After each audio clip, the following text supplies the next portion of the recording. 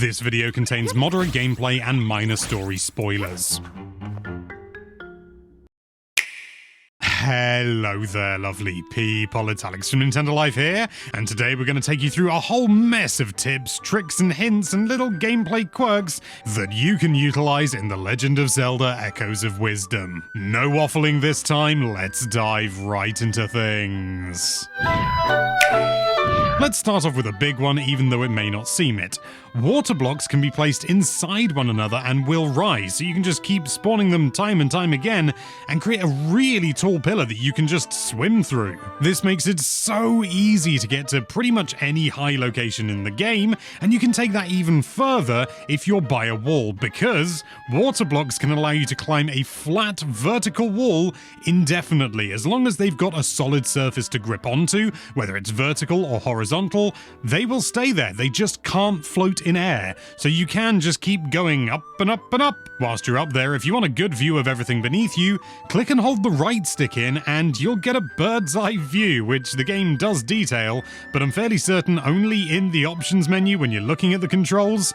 It's not something that you're going to be using constantly, but you know, it's pretty useful in certain scenarios when maybe something is being hidden due to the camera's angle. If you've seen the rest prompt for beds and you've tried it and gone, whatever, and then just got out straight away, you may want to stay there a little bit longer, because resting in beds will restore your health. This may sound broken to begin with, and considering, you can heal at any time, that arguably is broken, but I personally believe a majority of the challenge of the game comes from situations where using a bed is just not feasible, because I don't know, there's a load of enemies around or something. But if you are in the middle of combat and you really do need to rest and you've got no other way to restore any of your hearts, you can speed the process up by resting faster.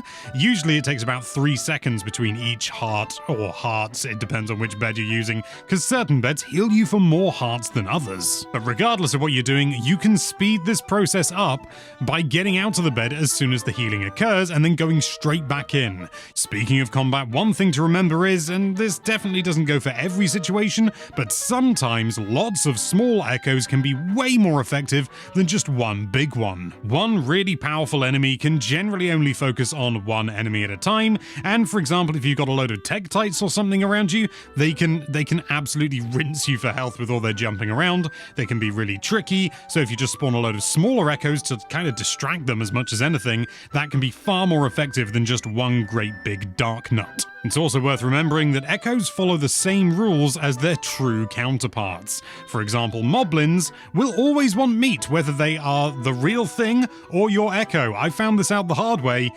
far too early. You can also use electricity to stun lock enemies. There's not loads of echoes that use electricity as an element, but there are some, and they are really useful, and you can just spawn them. They're reasonably costly, but they can be so worth it when you can just keep a load of enemies completely stationary. Doubly so if you're in water or it's raining. And you may already know this, but I still feel it's worth pointing out, your echoes cannot harm you.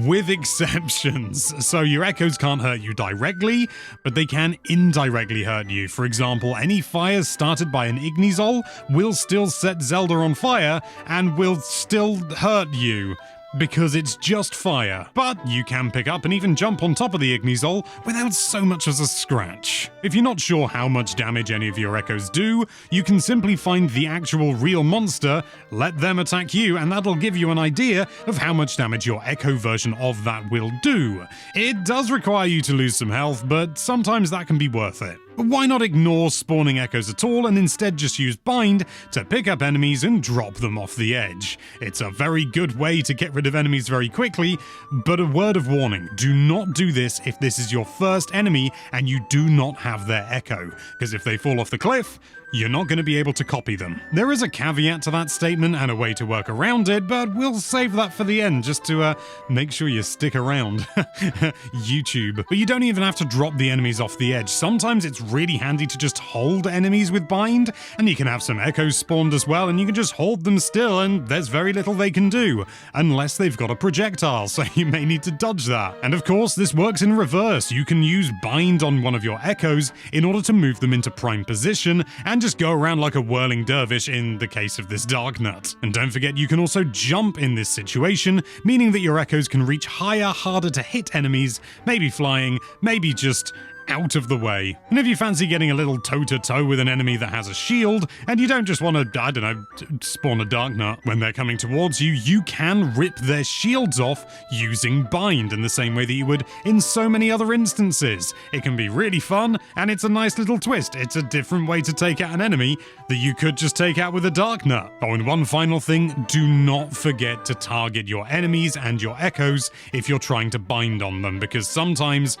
you just aren't going to be able to be as accurate as you want to be, and this is way more reliable. Of course, the targeting system is far from perfect, but as soon as you got that lock on, don't let go until you know you want to let go. When you're exploring the world, your natural instinct may want to keep you between the trees, but there is absolutely no reason to do that. You can just walk over the top of all the trees in the game, at least all the trees I've found. This makes exploration, 1, an awful lot easier, and 2, a lot more fun as well. In a way, it feels like you're breaking the game, but no, the game fully allows you and fully embraces you doing this sort of thing. Nice. And a very specific one now, but if you're facing some sort of current or wind, you can just completely ignore that current or wind by using flying tiles. You will have to reverse bond onto it rather than just standing on it, because you will be affected by the wind and the currents, but the flying tiles aren't, so you can just zip through areas. I don't think I was supposed to go through this area this way with the currents, but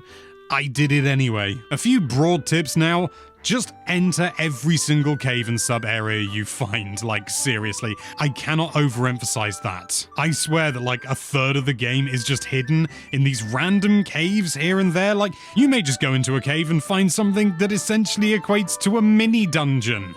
And it was just there, you know, you weren't getting any pointers, anything like that, nothing to tell you that it's significant, but it's just there, so seriously, explore everything. Speaking of dungeons, if you've missed a chest in a dungeon, don't fret immediately because you can always return to them. The game doesn't make it apparent that you can unless you go back to that area, but given the context of the game and the story, you sort of think, okay, I can't go back there. You can, don't worry. Unlike previous Zelda games, falling into pits in this game means you take no damage at all, and you even get some iframes afterwards. This means 1, you don't have to worry about falling down pits as a general rule, and 2, it can actually be beneficial if you're being mobbed by enemies to quickly jump off the edge, get some iframes, and then Junior Birdman the heck out of there. Not likely to come up often, but you know, it's something to keep at the back of your mind. And you know how I said to go into every single sub-area and cave you can? Well, that also applies to revisiting areas after major story events. This may be obvious to some people, but even though I'm seasoned, I expected a little bit here and there, you know, when major story events occur.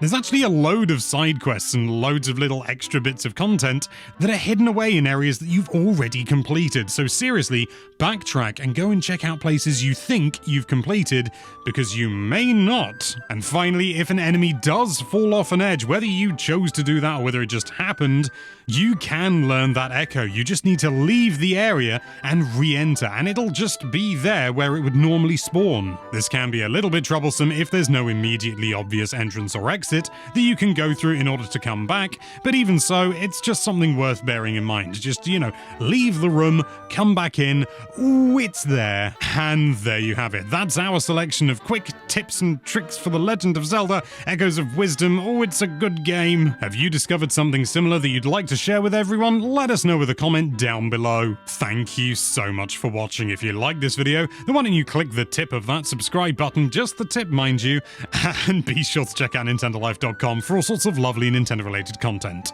Thank you again for watching. Bye bye.